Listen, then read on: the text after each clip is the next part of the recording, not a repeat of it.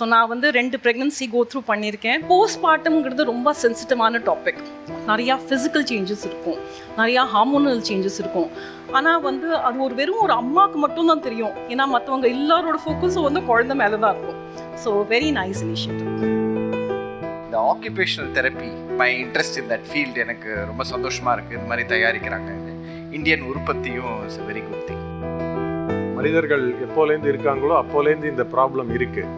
But women education plus experience plus critical thinking plus supporting husband இருந்தால் என்ன பாசிபிள்னு இவங்களோட முயற்சி காட்டுது.